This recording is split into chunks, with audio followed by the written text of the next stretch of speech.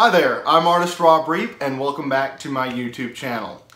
Today we're going to get out of the box of that normal 16 by 20 or 18 by 24, if we're talking really small, 8 by 10. We're going to get out of that little rectangular box and we're going to step into a little bit wider painting surface. Today we're going to be using a linen panel and we're going down to my local city park. We're going to be trying to paint a small little, somewhat in some ways benign scene. We're going to try to take a relatively benign scene of a small creek and turn that into something that makes a really pretty painting. That's what we're after.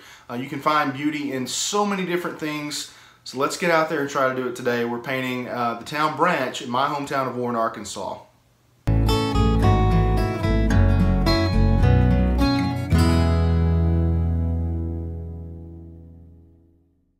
Today we're painting in plein air. I've come down to my local city park, which is right next door to my office. Super convenient place. I want to encourage you guys to look for things around you to paint.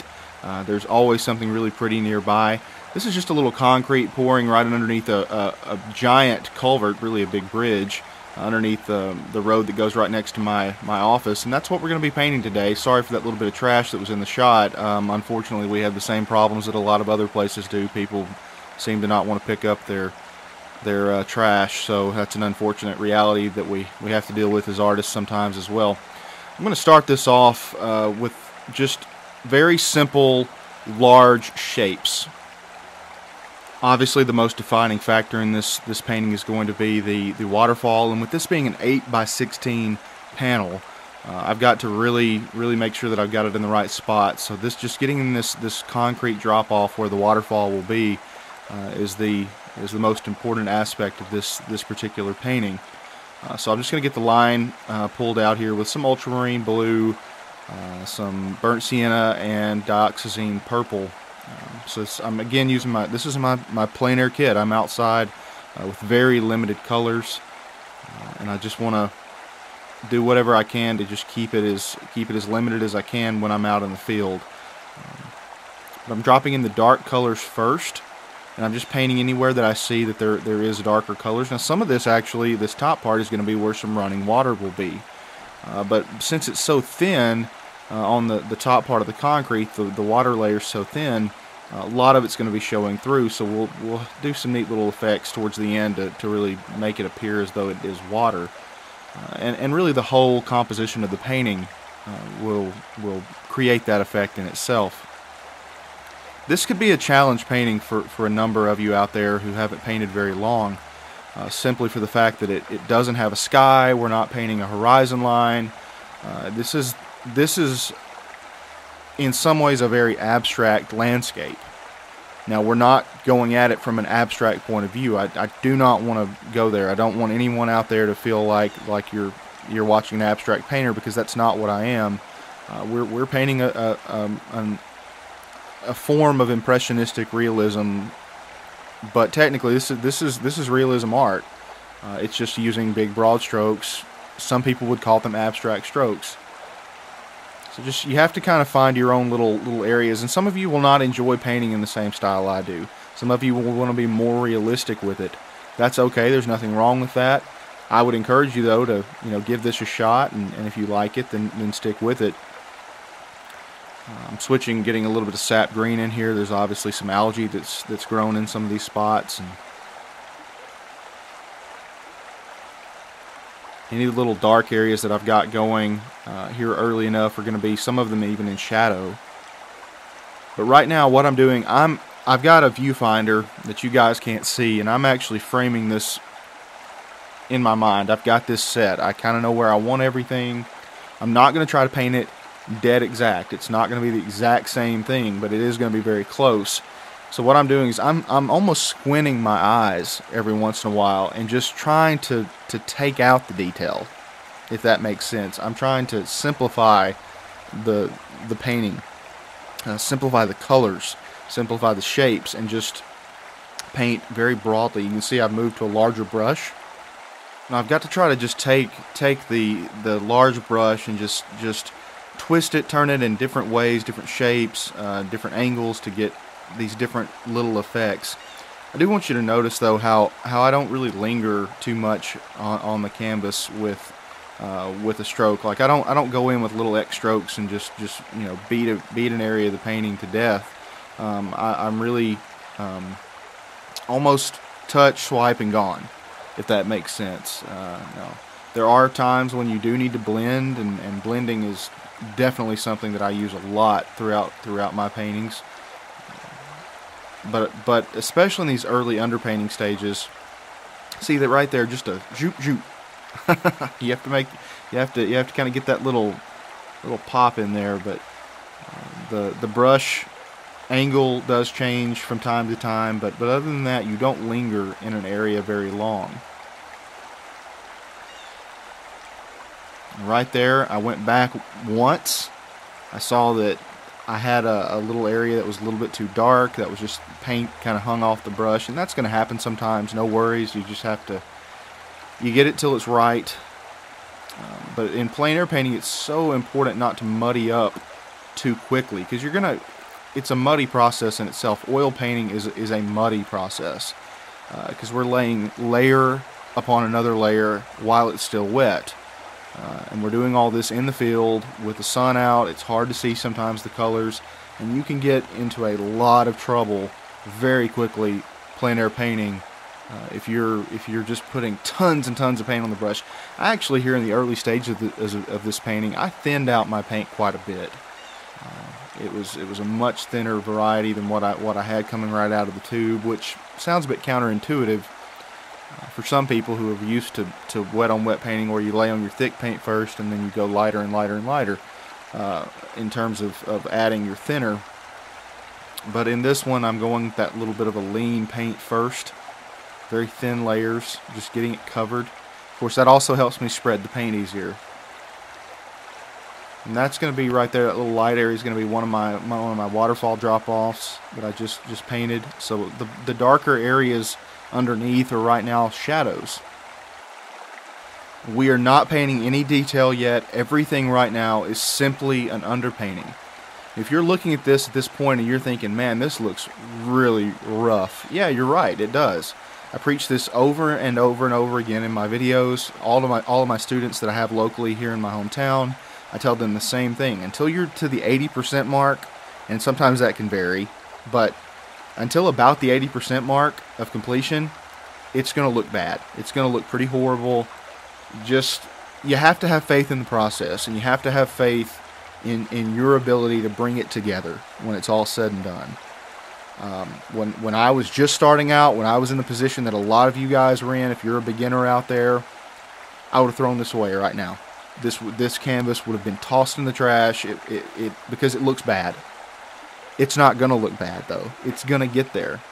You can see those little highlights that I just put in. They're already starting to change it. I'm starting to see shapes and shadow sides and light sides. That's what you got to do. You got to become confident in the process, and confident in your ability to know that no matter how rough it looks, you're good enough to bring it together.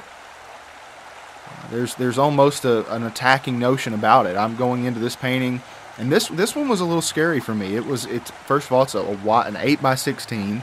It's a wide canvas, a wide panel, and that means that it's not something I normally paint. And anytime we get out of that comfort zone, we're a little tentative. We're a little, we hold back. Don't hold back. Just go. Just go. You can see most students that I would teach, I can guarantee you they'd be scared to death to use the larger brush that I'm still using right now. But I know, hey, I'm covering canvas. I'm just trying to get this thing underpainted. And that's how you develop that confidence, is just charging in full steam and painting it. What I'm painting now, there's these huge gray rocks. You can see them right behind, right in front of where I'm painting at this point. And those are the same rocks that are spread throughout this little town branch, this little creek. And so what I'm doing is I've started off with a bit of a gray color, and that's a mixture. I don't have a gray tube of paint, but this is a mixture of several different colors, from burnt sienna to white to blue. And that's ultramarine blue. I think I put a tad of dioxazine purple in this, but it's just a mix of some light colors, well, some colors, and then a lot of white. And what I'm doing is I'm painting the highlighted side of these rocks first. Now you're thinking, why in the world is he not painting the water first? It's easier to go back for me and paint around these rocks and then go back and refine the rock edges, because they're obviously going to get blurred in painting the water. So I know I'm going to lose some of these nice edges, but I can always go back and fix that. It's very difficult if you paint in all the water first to then go back in and paint your rocks in with all that mud green color and browns and all that stuff underneath. That becomes very difficult, and that gets muddy, and that gets you in trouble in a hurry.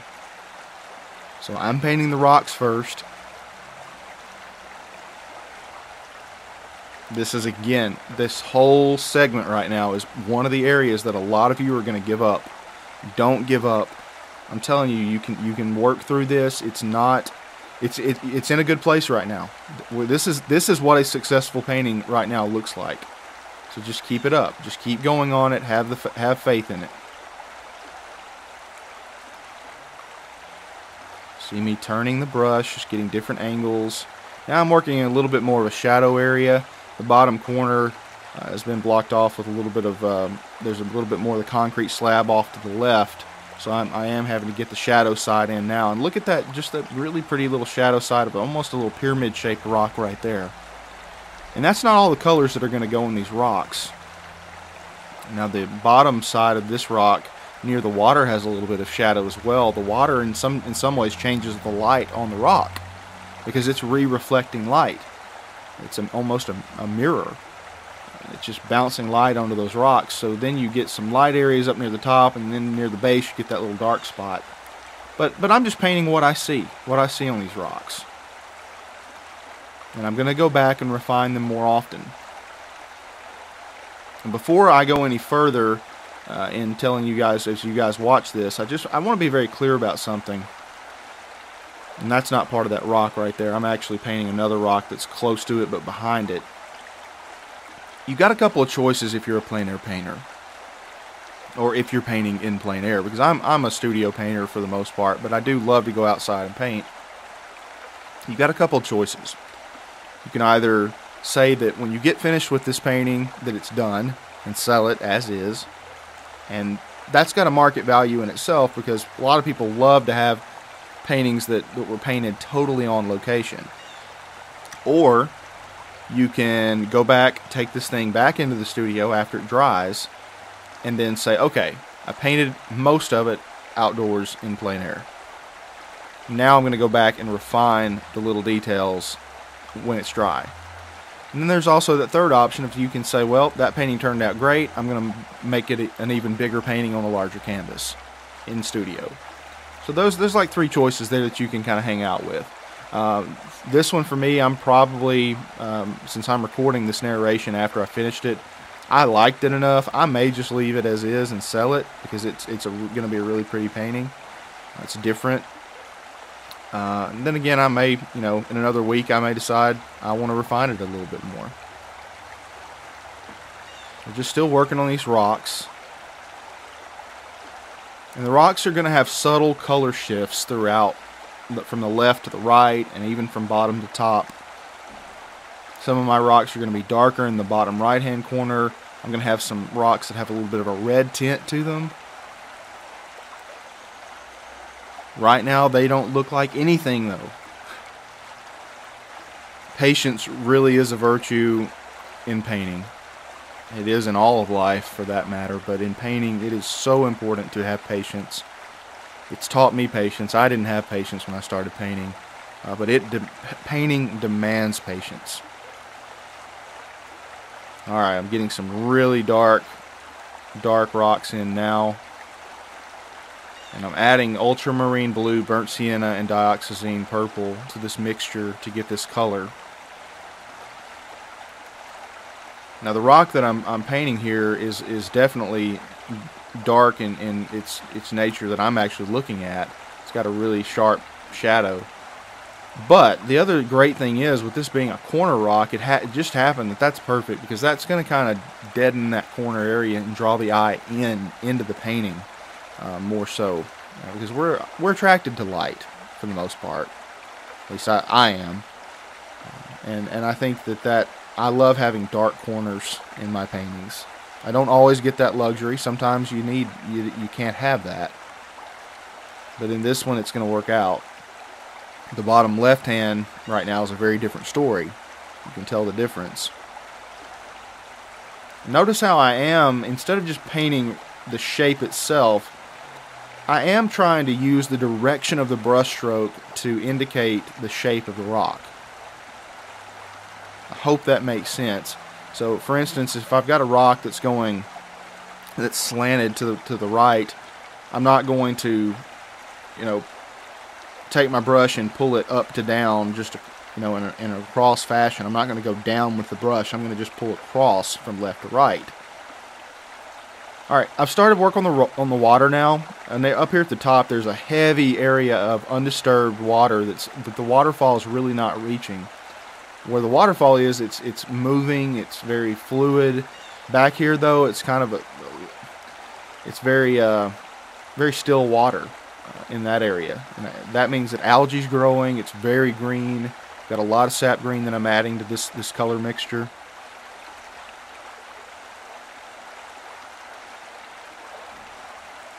You guys noticed there were a few rocks that you didn't see me paint in.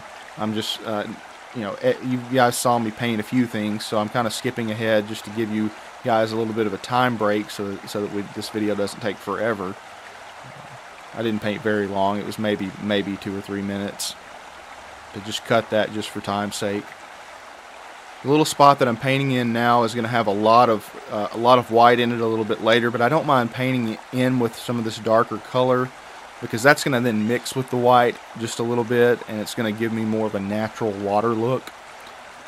Water is, to me, in the way that I paint it, I love to paint water wet on wet, wet and wet, or alla prima.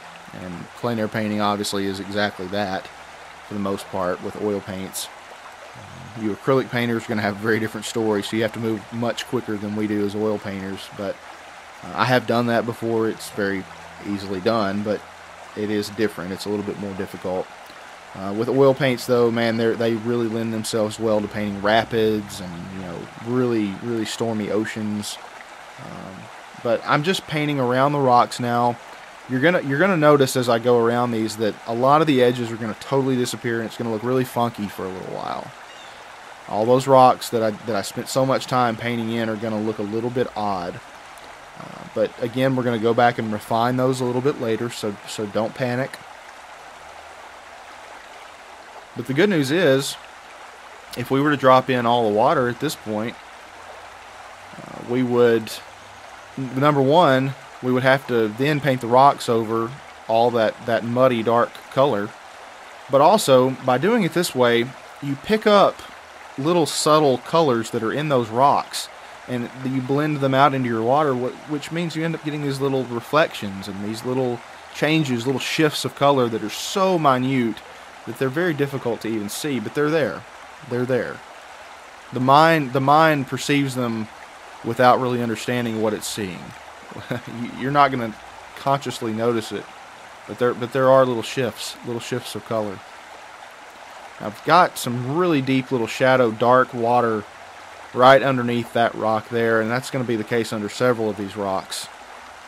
Right at the water's edge, there's a dark color. So I'm getting that in there now. I'm back to my number 3, using my smaller brush. As I'm working in these little tight areas, got to be a little bit more careful. We're still not to a point where it looks like much.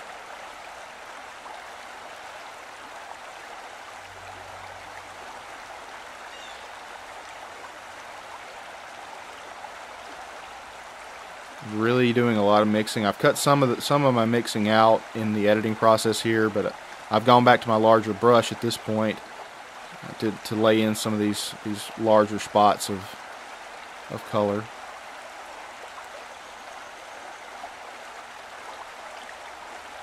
It's more of a gray at this point. The water's a little brighter down here with the sun that's out. I painted this on a partly cloudy day. there was not a ton of sun beaming through, which was not bad. I actually don't like painting super clear days as it is. Don't ask me why. It's just my preference. Maybe some of you out there have the ability to paint outdoors when it's really bright, but for me, this kind of helps me be able to see my colors a little better without that super strong glare of the sun. I actually was a bit worried. I got to the park a little late on this day that I filmed it, that I painted this, and there was a pretty good chance of rain in the late afternoon, so I kind of was hustling up, and I think in some ways that showed through in the final product in a good way. I think that almost that sense of urgency that I had about painting really forced me to just go. I want you to watch, just every time I go back to the palette, I'm picking up slightly different colors, and I'm just making sure that I don't get stuck in that same old mold that we seem to get in sometimes as painters, of just wanting to just take a blanket color and take it onto the canvas in a big area. That's why I was saying don't overwork anything too much, because that's when that happens. You tend to just want to spread out lots of color in one area, and that can be to your detriment. So I'm working in some new colors, just getting it into the paint. See some shift to green here, and quickly moving down to another area, painting this in. And with this style, with the way I'm painting, it's so important that you tone your canvas before you get out into the field. And what that does is, if you miss anything, if you miss any part of this canvas, you're not left with a white canvas. You've got a painted surface. That's really what it does for you. And painting it with an earth tone just means that it will likely fit into a landscape.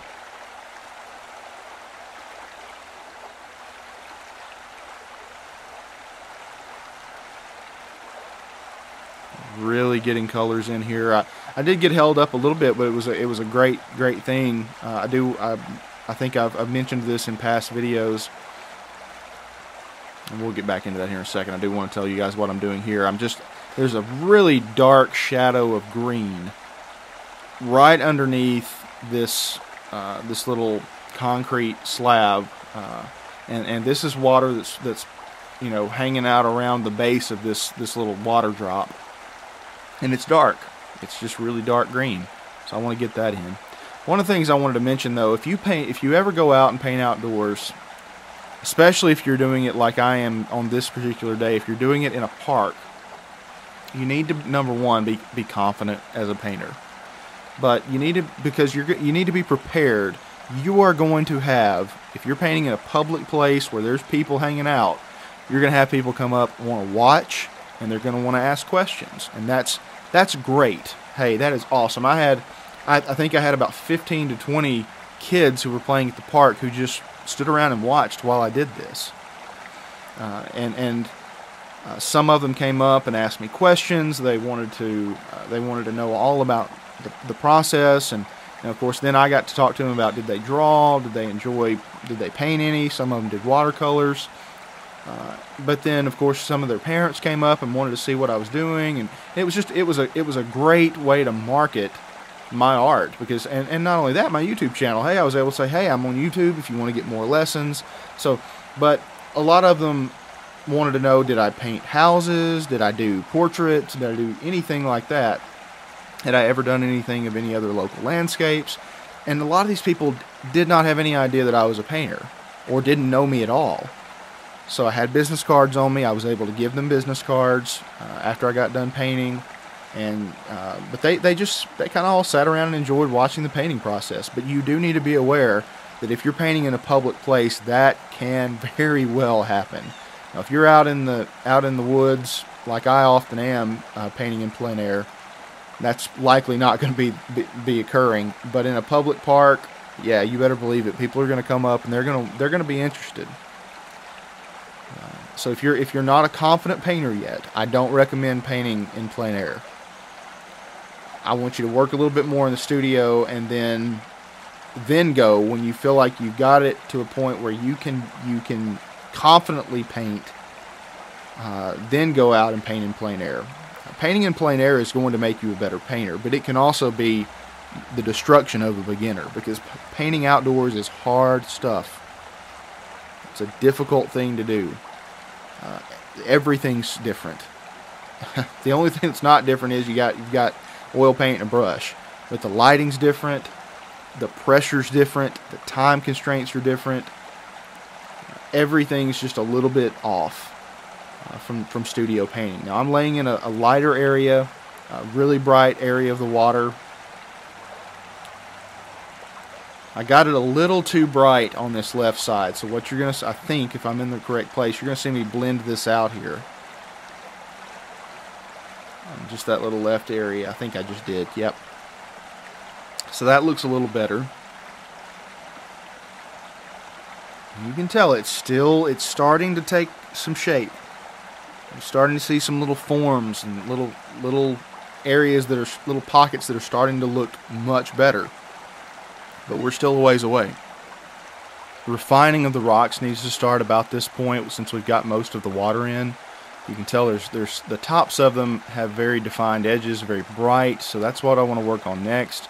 I'm just taking my smaller brush, my number 3, and starting to work in some brighter tones of white. Now this is still not my brightest color. I'm reserving that for the final steps. Remember, we always reserve our lightest color, or 99% of the time we reserve our lightest color for the very end.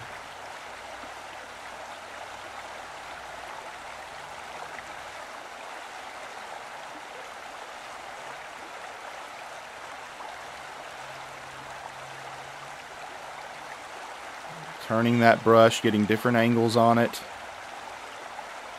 Got a little bit of a shimmer right at the base of these rocks. And that's what I just kind of painted in. Just tilted that brush up and just dabbed that in. I'm going to redefine some of these rock edges. You can tell what I just did there. Added a little bit of orange to this. Again, we've got sunlight coming through in some spots, because while it's a partly cloudy day, there is still some sun out. And what that's doing, adding that little bit of orange, or you could do red and yellow. I happen to have orange on me. The orange is going to really help you out in terms of getting that sunlight color. Now, it's not going to take over the painting, but it's going to still show up. We start the refining process now. Everything starts now to come to a more stable place, to a more realistic place. Still doing a lot of work on the palette itself.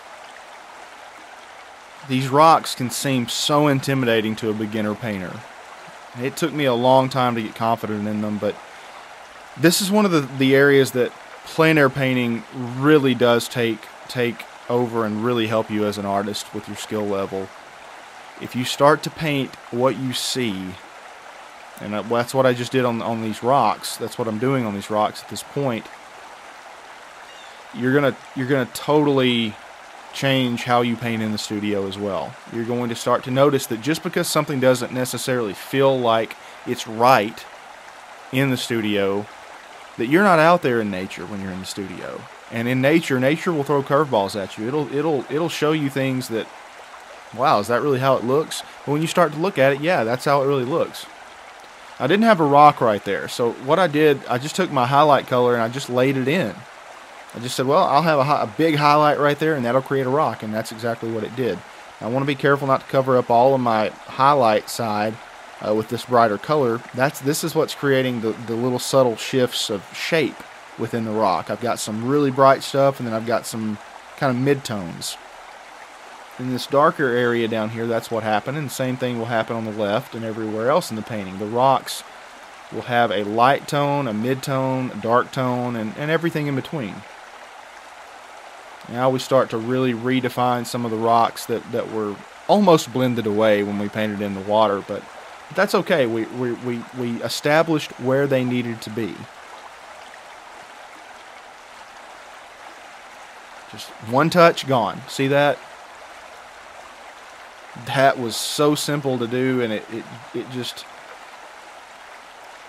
it's so easy to just want to sit there and just work on that one little rock for 30 minutes. Well, man, you're going to really muddy up your canvas when you do that. Just one swipe, boom, gone.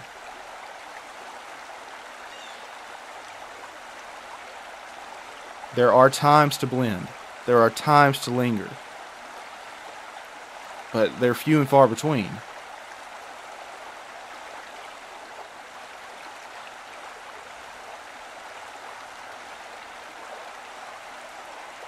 There we go. We're getting just some, that top corner's got some little shifts of color that are I don't want that too detailed up there. I want the viewer's eye to be really drawn into the focal point of the falls, so I'm not going to detail too much in that top portion. Now this rock here, I really needed a nice highlighted top ridge, and that's what I got. It's really beautiful rock. I want to address a question that was emailed into me about 2 or 3 days ago. Had a viewer just submit, and I'm painting in some more little sparkles at the base of this rock here. But I had a viewer submit and ask just, how long did it take me to develop the ability to paint without resting my arm or elbow on anything. That is something that comes along with just a lot of practice, and I'm talking like at least a year or two of good painting. I do not recommend ever buying a maul stick. If you want one, that's not a big deal. I'm not gonna tell you, well, you're not an artist, because hey, everybody has different ways of doing things, and that's, if you really need one, then great, use it. But I kind of forced myself not to use one, and I think it's really benefited me. There are times where, especially if I'm painting letters, oh goodness knows, you guys will see me at the end of this paint my name. I don't know what it is about letters, but I'm not good with fonts when it comes to painting. They either have to be, I have to pre-draw them out with charcoal or something like that, because I'm going to mess letters up. But most everything else, I'm pretty good with without that. All right, time to start laying in some waterfall. So we've got a little waterfall drop there. I'm not going with my brightest white yet. Please notice that. This is just a gray mixture, and I'm going to go ahead and lay the other one in too. So I've got 2 little drops of water. This one on the right is going to be a little bit larger, and it's going to create more of a splash at its base. Suddenly, those two little items started to create something special here. We're starting to see some development of an actual scene. We're going to have some little wisps of splash and ripples and foam and all kinds of bubbles popping up there. Little white caps, little miniature white caps in this creek. Now, again, back here we got these thin layers of water that are on this concrete. So to create the water sensation, we just want to create some little shimmers of light, and that's what I just did there, was painting just those little bit of white pouring into that little area where the waterfall is about to pour out of. Coming around these rocks, you're obviously going to have ripples, so let's paint those in, just being light with the brush, not getting too crazy with it, not getting too bright white with it. Using, this is kind of a muddy mixture that I already had on the palette, so I honestly can't tell you what all is in it. It's probably about everything that I've been painting with.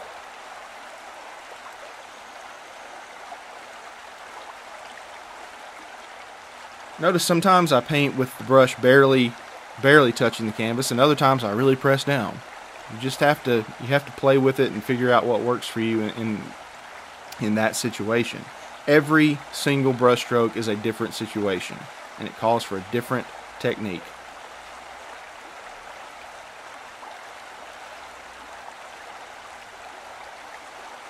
Going back to that palette, changing the color just slightly again, not much. See, even up there, that's you almost can't see that, but it's there. It's really there, and it changes it. A few little sparkles.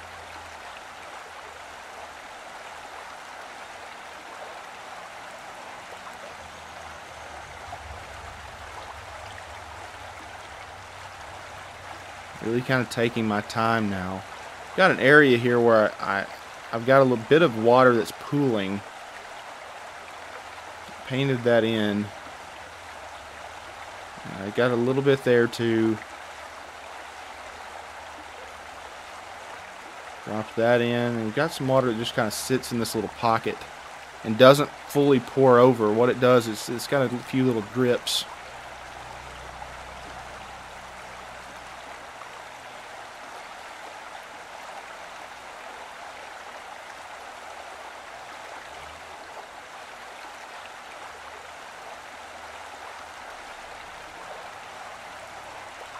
I'm putting a little bit more paint out onto the palette. I start off, I don't put a ton of paint on the palette. Really the only color I put a lot out of usually is white.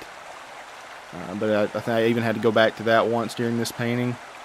It's always, you know, to me, I'm trying to save money on paint all the time any way I can.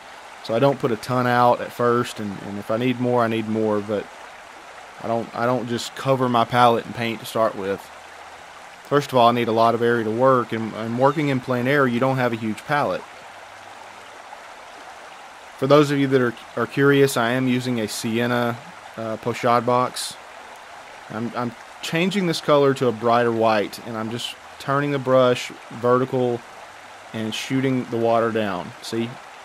Flip, right there. And again, on this little spot. And I'm paying attention as I paint this. Both of these waterfalls are just slightly different in how they're dropping down. So I'm watching the two falls down below and trying to replicate them as best as I can. And I'm actually trying to over-accentuate them in some ways. You can tell in the bottom left-hand corner of this screen, you can see the farthest waterfall to the right. And it's not as bright white as what I've got. That's okay. I really wanted it to be powerful, so I just brightened it up some. That's called creative artistic license. There's nothing wrong with overindulging a particular aspect of a painting to improve the composition and the overall end product. Now on this right side, I've got some interesting ripples, and they start off as this bright or brighter white. I'm just using this number 3 brush. I'm just rounding off some ripples, keeping the lines fairly broken, and it mixes with that paint. Now that looks good, but the ripples go out a little bit further. So what I'm going to actually do, I think I paint in maybe one more line of white, get that there. And what I'm going to do is I'll go back and clean my brush, and I'll get a darker color and continue those ripples with a darker tone as it goes out. And the only reason I'm doing that is because that's the way it looks. That's the way I saw it. And that's what I wanted to put in. Now I'm going to have some water coming between these rocks. There we go, and that kind of breaks that up some. It looks good. Those two rocks were separate, so I needed that.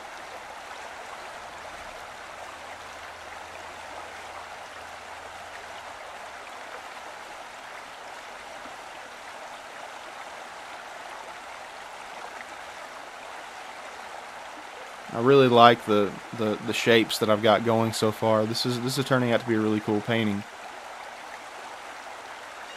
I'm just going to continue working on the water for the next minute or two. As this painting's starting to take a better shape, we need to really start. We've refined the rocks somewhat. We may work on them a little bit more. But we really want to just start really defining out the areas that we can.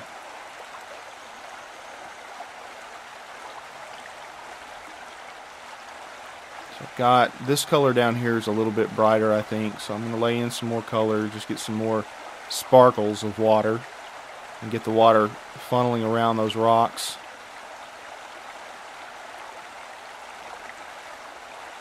I'm blending that a little bit more than I would near the waterfall area. The waterfall area is my focal point. That's what I'm trying to really showcase. So I don't want that to be as blended as what I've got going down here.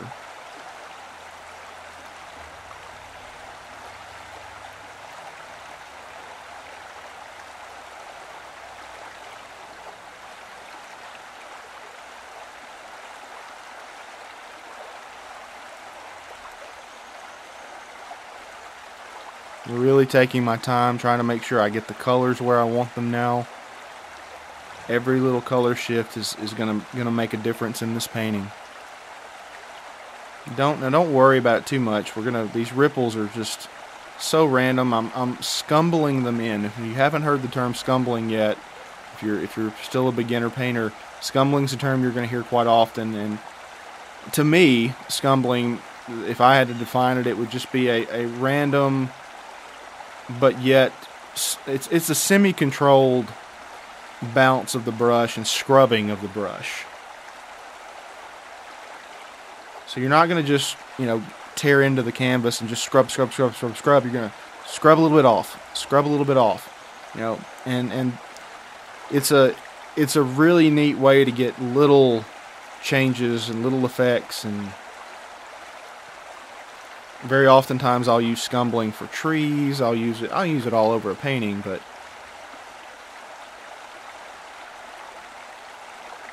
sorry that I stuck my big shoulder in the way here for just a second.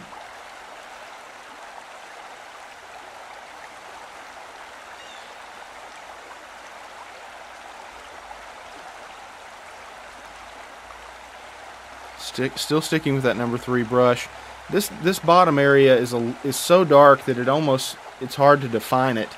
So we are gonna, I think, paint some water movement down into this little area, because we've also got a little drop of water. It's not a waterfall, but right in here there's just a little sinking of the ground, and we want to get that in here. And part of what's taking me so long at this point is I've got some people coming up asking questions, so I wanted to pass that information along to them. I wanted to let them know what I'm doing and how I'm doing it. You guys out there who have been painting with me for a while, or if you're a professional artist and you're just kind of hanging out watching me paint for the first time, I just want to urge everybody out there, even for beginner painters, you guys may move on and do some great things in life in terms of your art. Somebody asked questions about how this works and how we're doing it. Don't keep it a secret. We have a tendency to be very secretive at times about our techniques, and you can get into trouble around other artists because everybody thinks their way is the best way. Well, my goal is just share what I know. If that's the one legacy I leave behind, then I'm okay with that, because at this point, one of the reasons I'm taking so long on this, like I said, I've got kids coming up asking questions, and I don't know what those kids are going through. I don't know what they've got going on in life, and they're just hanging out at the park watching me paint. I want them to know that this is something you can do in life. This is something that they can do to not only pass time, but to accomplish something, to leave an impact on the world. And if me sharing 5 minutes of the painting process, or if me stopping for a second just to explain what I'm doing and how I'm doing it, if that changes their life, it's worth it. And that's part of the reason I'm here on YouTube sharing it with you guys. I'm trying to help out the world and do what I can to shed a little bit of light. And painting's been a light for me. It's always been a light for me. It's so relaxing and so, in some ways, spiritual for me, because I don't bring this out too often. I am a believer in Jesus. I'm a follower of Christ, and to me, this is something that's been handed down to me by my Creator, and I want to share this beautiful idea of creating something with everybody else. And no matter what belief system you come from, if you're not a Christian, no matter what you are, if you're able to paint, you got something so awesome that you need to share it with other people. And you don't have to go out and seek them, but if they come up and ask questions, be willing to do that. So that's my little tangent for this video. Just be willing to share. Be willing to share with other people and shed a little bit of light. Share a little bit of light within the rest of your community. Art's a great way to do that. At this point, this painting, we're at that 80% mark. Okay? It's starting to look right. And that's what I love about it. It's starting to really look good. And it just needs some more refinement. Love that little one stroke and gone. Look at that. Look at how pretty that looks. That right there. Some of you out there who would let that dry, you might be able to get a better effect. Maybe, I don't know. But for me, I can't get that effect right there any other way than painting that white paint on top of the wet green paint. I can't do it any other way. That's how you do it. And man, water looks so good when you paint it wet on wet.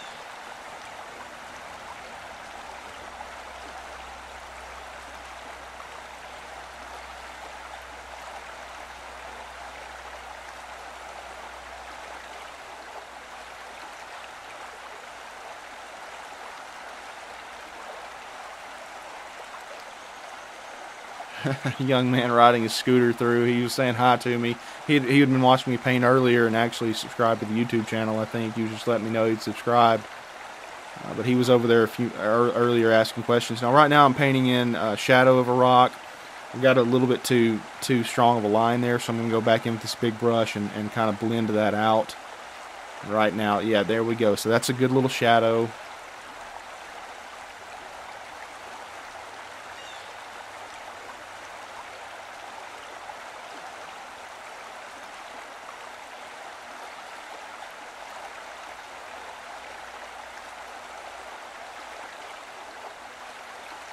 Sticking with that number 3 brush.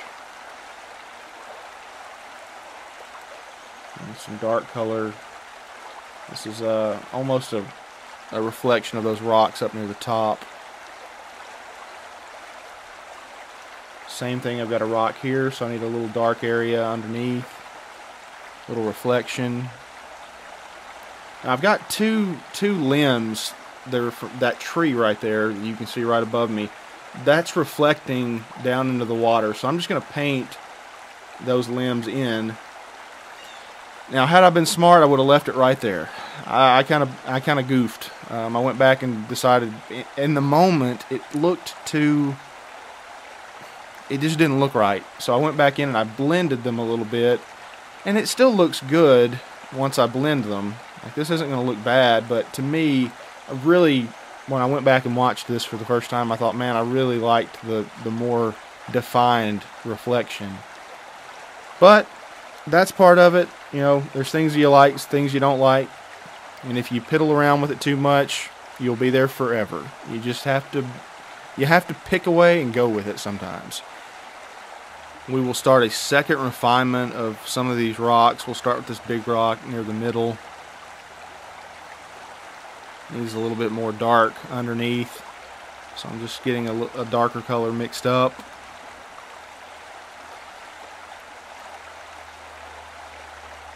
Still with that number 3 bristle. Just laying in that backside shadow, and that already kind of sets that apart. I like it. We got a little bit more underneath it. There we go. So that kind of looks like it's sitting up a little bit. Gives it some definition, some depth. If you want to know what sells paintings, depth sells paintings. And that's hard to get in this scene. That's depth is not easy to get in this type of painting without a horizon line, without trees. This you could really make a mess of this painting. It's a difficult piece, but it's all in the composition. It's how you set it up. It's the patience you show with it.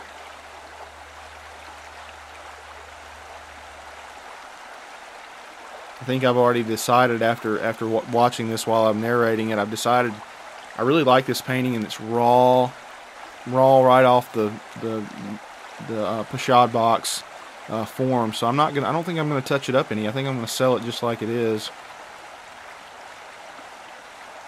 because it's already looking really pretty. I really like it.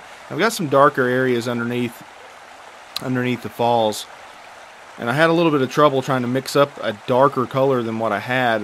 That probably means I went too dark to start with, but that's okay. It's in this area, it's such a strong feature. It's no big problem. And in fact, I'm going to try to define that point on the far right side of the ledge a little bit more. What I actually ended up doing was taking a little bit of dioxazine purple and using that to try to darken the color, or to just shift the color a little bit. Not necessarily make it darker, but just shift it to a more reddish tone. And that'll do it.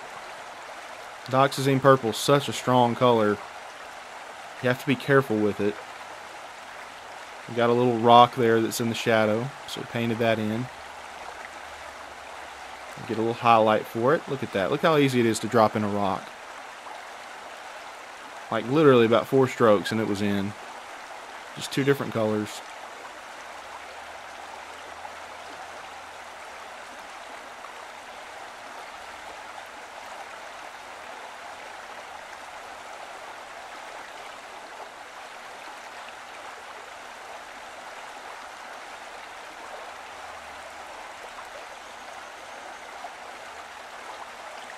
Get a few little splashes. You can see how easy those are to put in. We don't want to compete with that waterfall on the right too much. But look at how that just takes the waterfall and brings it right into this other little area of water drop near the bottom right. It really connects all of that. You can see the water just pouring around those 2 big gray rocks. Love how that looks. It's amazing. Now this little stroke here just defines that rock a little bit more. Look at that. Man, it just sets it apart. That right there gets me excited about painting. I mean, I'm dead serious. Those 2 strokes get me so excited about painting. I just want to go back and do more painting because that looks so amazing. Oh, it's so much fun to see something like that. And it happens in the blink of an eye. I don't think I didn't even get that excited about it when I did it on the scene because I was so into it. Oh, look at that. That even sets it apart even more. Beautiful stuff. I love oil painting. It's a fascinating medium.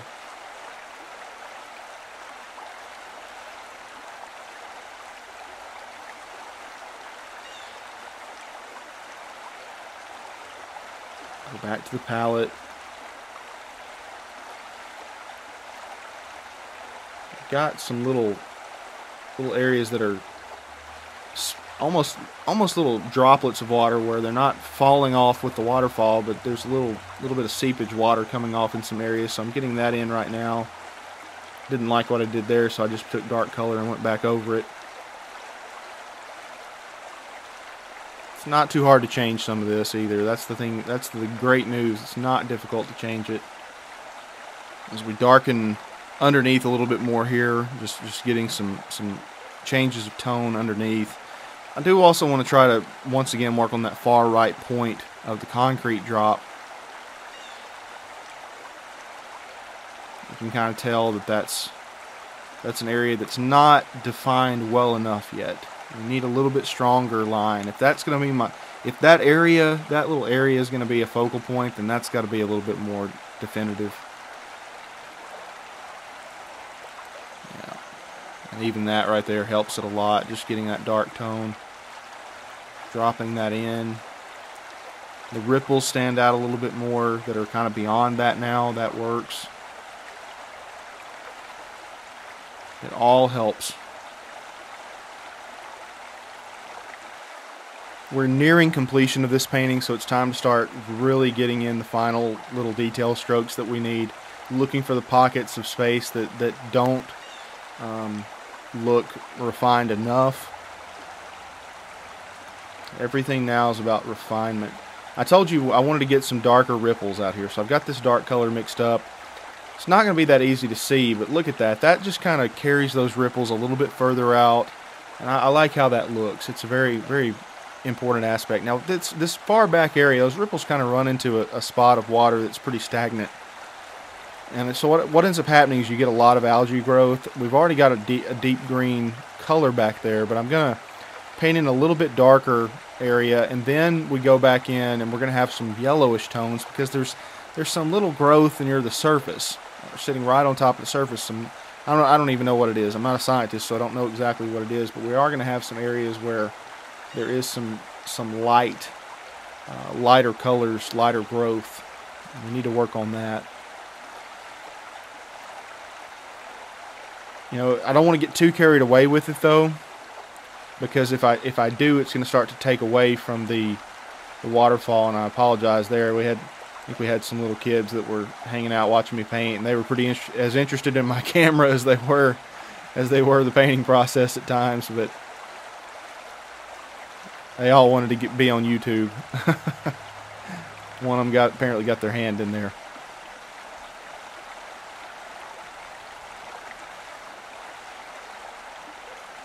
So I'm just really mixing up the colors now, just trying to make sure that I'm accurate with this. This was probably the hardest part of the painting for me to do, and the reason is because I had it so muddy up there already. I had that dark color underneath. It was difficult to change it. So I did kind of leave myself with a bit of an issue there. And I'm kind of thinking about that now, trying to get this lighter, a little bit of yellow tone in it. And I didn't want to wash my brush out, because if I did, and when I went back over it, then it would have looked really too bright.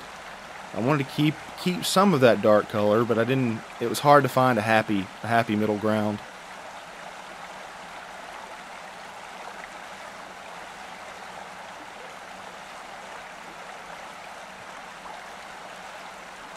Adding a little bit more white to this mixture.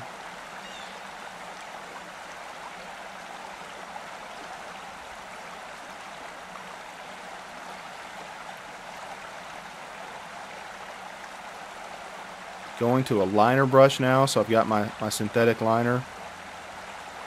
And I'm just trying to edge this algae with a brighter color.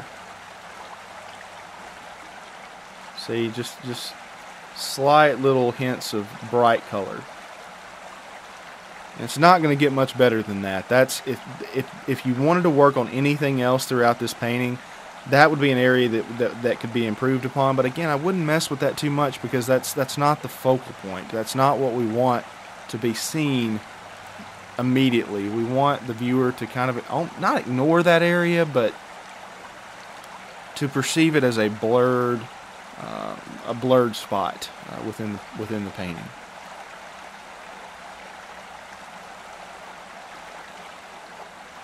All right, I've added a lot of orange to this mixture now. You can really see it in the brush. And I'm just adding some little sunlight hints to these rocks, blending them out. I needed to on that rock especially. But look how much that adds. Just that little hint of sunny, that warmth that comes with that orange tone. When I say orange, I'm not talking about going in there with a big glob of orange and mixing it with your white. It's a little bit of orange. Again, sorry for the bumping of the camera there, folks. We're just a lot of little kids around having fun, watching me paint, and occasionally bumping the tripod. As I really start to near the end of the painting process, I'm now just going with my liner brush and I'm going to bounce around the canvas, and just any little area that I see that needs to be improved, I'll work on it. And right now I'm just getting some more highlights in, defining some of these rocks a little bit.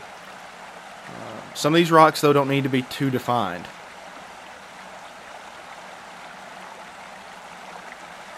I'm honestly, at this point, I'm going to sell this painting, but it's going to be a sad day to see it go, because it's really a nice little piece. I love the colors in it. It's so neutral. I tend to gravitate towards neutral tones, though. Blues, earthy tone greens, siennas. I just like that. A lot of people like really bright and vibrant paintings. And I love Prussian blue. Don't get me wrong. I love a good bit of Prussian blue, but I love these really natural scenes. Of course, I'm from the South. I'm from Arkansas. Half the year, sitting in winter, we get these really dark tones, or these really muted tones, because there's just, other than the yellow pines that we have growing around, there's just not much greenery. So the water here lends itself. It's a nice neutral green in overall tone, and you've got these gray rocks that are gray when you look at them, but yet still, if you really get down to it, they've got a lot of reds, a lot of oranges in them. Adding a little bit more water, just defining that water drop a little bit more, that waterfall, really making sure that it's the biggest. As I kind of bounce around, just looking at the little areas that might need work, I noticed there's some rocks that need redefining. They're sitting on top of the concrete slab at the top. And when I say concrete, when we look at this, it's not it still looks really natural. So that's the good news for me. That concrete slab was just, had so much water pour over it over the years. It's not a flat slab. It's got a lot of movement in it, a lot of ups and downs, so it looks more like natural rock. And I do have some rocks sitting on top of it, and that's what I'm painting in now, is a shadow side of one of those rocks.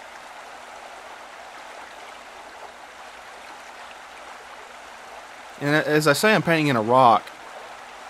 A lot of my students that I've had in class before, when I say paint a rock, they have a tendency to paint a circle. Rocks are just, they're so easy to put in, but they're very irregular. No one rock is the same as another. It's just like painting a cloud or anything in a landscape painting. They're all a little different. So just, you know, a couple of strokes will get you there. And they can be quite random.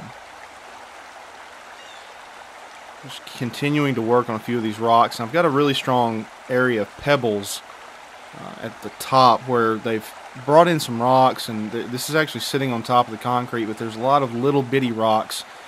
The best way to paint this in is going to be just kind of what I'm doing, and then you can blend this out if you want to, but you can just paint in some little random darker colors. And I'm actually going to go back and highlight a portion of this here in a second, so it's not going to stay exactly like it is right now.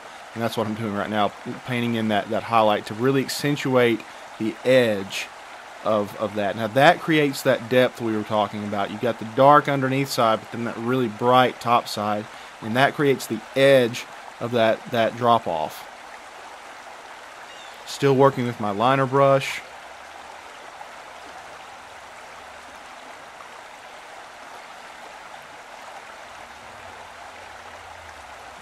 Redefining some of these edges as well, just to give the sense that, you know, hey, they're there. Now, some of these edges didn't exactly look like this, but what I've done is just taken that artistic license, and I'm trying to create more of the illusion of depth within the painting, more of the illusion of shape. We're painting on a flat surface. This is every bit of what we do as artists is an illusion. And you have to be creative with that. And sometimes what nature is giving you, especially for plein air painters, sometimes what nature gives us is not ideal for a flat surface.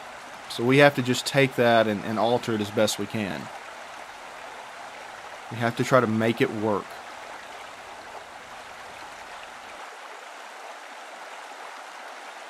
As we near the end of this painting, I just want you guys to please be sure, if you're enjoying the content that I'm providing, I'm trying to get it out on a weekly basis, and I think we can do that. We can continue with that.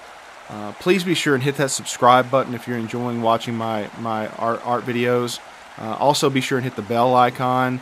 That just makes sure you get notified of what all I'm uploading. But be sure and hit that subscribe button. That's the number one thing. Thank you guys so much for doing that, though, and I hope you stick with me. I know a lot of you that watch my channel are beginner painters. Some of you are watching, have your own YouTube channels, which is awesome. I want to encourage you guys to keep going. I love watching y'all as well. And as we finish up this piece here, I hope I've inspired some of you to maybe move outside and paint a little bit. It'll make you a better painter, I promise you that. Plein air painting will challenge you, but it will make you a better painter at the end of the day. As I said earlier in this video, though, if you're just a beginner, please, I don't encourage beginners to go outside to plein air paint. I think you need to start in the studio. That's just the easiest, most controlled way to do it. You'll see I'm dropping in some deep shadow colors in some spots, just creating some changes in a few different areas.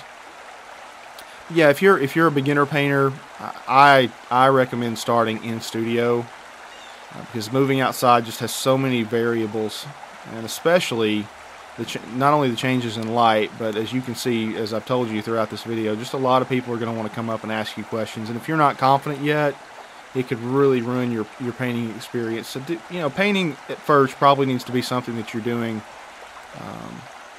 in a fairly controlled environment.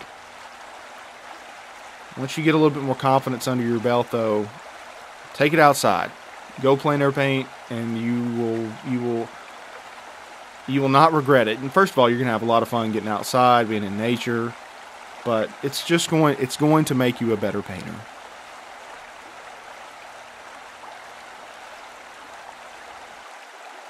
If you haven't already visited my website, please do so. You can check out some of my other work at robreepart.com. That's ROBREEPART.com. robreepart.com. You can check it out. You can see some of my past work, some of my new work, and I'm continually updating that website and trying to get new stuff out for folks.